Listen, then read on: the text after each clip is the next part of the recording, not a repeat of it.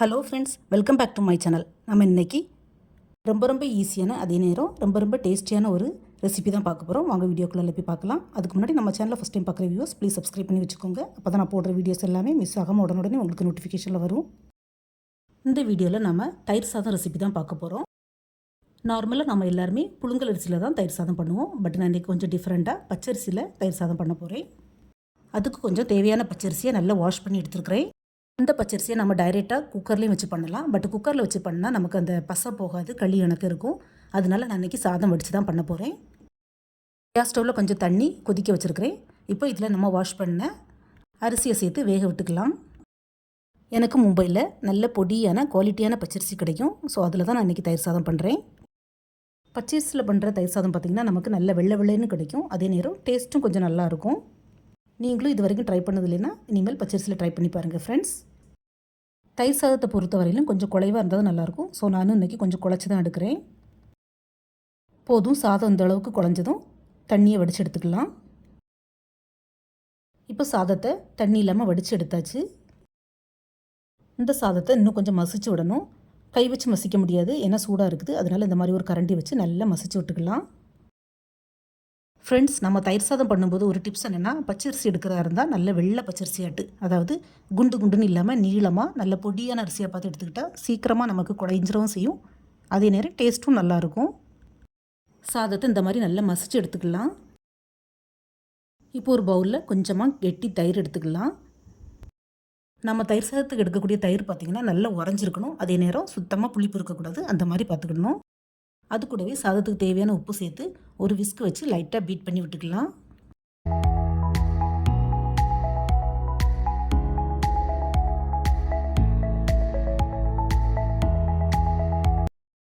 இப்போ பீட் பண்ண தயிரை சாதத்துக்கு மேலே அப்படியே ஊற்றிக்கலாம். ரொம்ப வெயில் காலத்தில் பார்த்திங்கன்னா நமக்கு சாதம் குழம்புலாம் வச்சு சாப்பிட்றதுக்கு கஷ்டமாக இருக்கும்.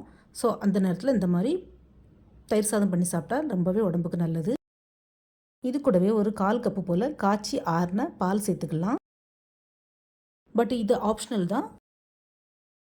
நம்ம எதுக்கு பால் சேர்த்து பண்ணுறோன்னா, சப்போஸ் நம்ம தயிர் சாதம் பண்ணி கொஞ்சம் சாப்பிட்டதுக்கு லேட் ஆகிடுச்சுன்னா சாதம் புளிச்சு போகிற மாதிரி இருக்கும். அதுக்காண்டி தான் இந்த பால் சேர்த்து பண்ணால் அந்த புளிப்பை இந்த பால் பேலன்ஸ் பண்ணிடும். அதுக்கு தான். ஸோ ஃப்ரெண்ட்ஸ், நீங்கள் இது வரைக்கும் பால் சேர்த்து பண்ணது இல்லைன்னா தயிர் சாதத்து கூட பால் சேர்த்து புழுங்கரிசியாக இருந்தாலும் சரி பச்சரிசியாக இருந்தாலும் சரி கொஞ்சமாக பால் சேர்த்து பண்ணிங்கன்னா டேஸ்ட்டு செம்மையாக இருக்கும். ட்ரை பண்ணி பாருங்கள். இப்போ ஒரு தாளிப்பு கரண்டியில் கொஞ்சம் தாராளமாகவே எண்ணெய் சேர்த்துக்கலாம். எண்ணெய் சூடானதும் கொஞ்சமாக கடுகு போட்டுக்கலாம். கடுகு போட்டுனதும் 1/2 ஸ்பூன் போல் கடலைப்பருப்பு ஆட் பண்ணிக்கலாம். கடலைப்பருப்பு லைட்டாக செவந்ததும் ஒரு 1/2 ஸ்பூன் போல் உளுந்தம்பருப்பு ஆட் பண்ணிக்கலாம். கடலைப்பருப்பு உளுந்தம்பருப்பு நல்லா செவக்கது ஊற்றி லைட்டாக வறுத்து விட்டுக்கலாம். கூடவே கொஞ்சம் பொடியாக நறுக்குன இஞ்சி ஆட் பண்ணிக்கலாம். இஞ்சி லைட்டாக செவந்ததும் அது கூடவே பொடியாக நறுக்குன பச்சை மிளகா ஆட் பண்ணிக்கலாம். காரம் உங்கள் தேவைக்கு தக்கன ஆட் பண்ணிக்கிட்டுங்க ஃப்ரெண்ட்ஸ்.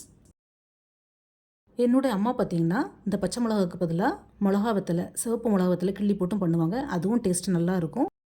லெமன் ரைஸுக்கும் அதே மாதிரி பச்சை மிளகாவுக்கு பதிலாக மிளகா வத்தலை கிள்ளி போட்டு பண்ணுவாங்க. ஸோ நீங்களும் ட்ரை பண்ணது இல்லைன்னா அது மாதிரி ட்ரை பண்ணி பாருங்கள் ஃப்ரெண்ட்ஸ். அது சீக்கிரமாக ஈஸியாக சிம்பிளாக முடிஞ்சிடும். இஞ்சி பச்சை மிளகாலாம் நல்லா செவந்ததும் ஒரு கைப்பிடி அளவுக்கு நல்லா ஃப்ரெஷ்ஷான பச்சை கருவேப்பிலை ஆட் பண்ணிக்கிடுங்க. கூடவே கொஞ்சம் பெருங்காயத்தூள் ஆட் பண்ணி நல்லா கிளறி விட்டுக்கலாம். ஃப்ரெண்ட்ஸ், பெருங்காயத்தூள் ஸ்கிப் பண்ணாமல் ஆட் பண்ணிக்கோங்க. நிறைய பேர் தயிர் சாதத்துக்கு பெருங்காயத்தூள் ஆட் பண்ண மாட்டாங்க. காயப்பொடிக்கு பதிலாக பால் காயம், அதாவது கட்டி பெருங்காயம் கூட ஆட் பண்ணிக்கலாம். அதுவும் நல்ல ஃப்ளேவர் கொடுக்கும். இஞ்சி பச்சை மிளகா நல்லா செவந்ததும் அப்படியே எடுத்து நம்ம ரெடி பண்ணி வச்சுருக்கிற சாதத்துக்கு மேலே கொட்டிக்கலாம். தாளிப்பு சேர்த்ததுக்கப்புறமா நல்லா மிக்ஸ் பண்ணி விட்டுக்கலாம். தாளிப்பு சேர்த்து நல்லா மிக்ஸ் பண்ணி விட்டுட்டு நம்ம இப்படியே சாப்பிடலாம்.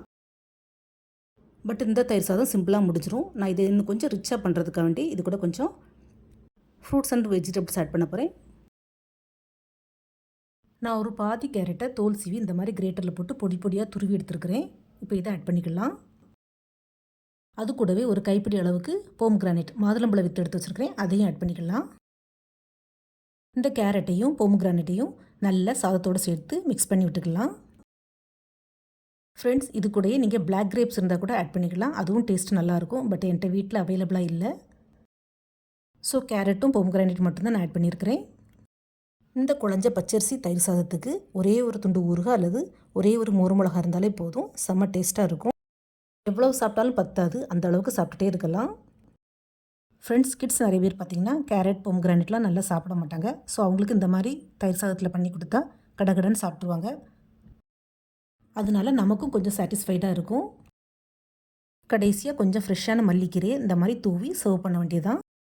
ஃப்ரெண்ட்ஸ், நீங்கள் கொஞ்சம் நேரம் கழித்து சாப்பிடும்போது இந்த சாதம் கெட்டி ஆயிடுச்சுன்னா தயிருக்கு பதிலாக கூட கொஞ்சமாக பால் சேர்த்து நல்லா மிக்ஸ் பண்ணிவிட்டு சாப்பிடுங்க. ஏன்னா ஆல்ரெடி தயிர் புளிச்சு தான் இருக்கும். அதனால் தயிருக்கு பதிலாக பால் ஆட் பண்ணிவிடுங்க. ஸோ ஃப்ரெண்ட்ஸ், நீங்களும் வீட்டில் இதே மாதிரி பச்சரிசியில் தயிர் சாதம் பண்ணி ஃப்ரூட்ஸ் அண்ட் வெஜிடபிள்ஸ் சேர்த்து சமைச்சு சாப்பிட்டு பாருங்கள். இந்த வீடியோ உங்களுக்கு பிடிச்சிருந்தால் மறக்காமல் லைக், ஷேர் அண்ட் சப்ஸ்கிரைப் பண்ணுங்கள். தேங்க்ஸ் ஃபார் வாட்சிங்.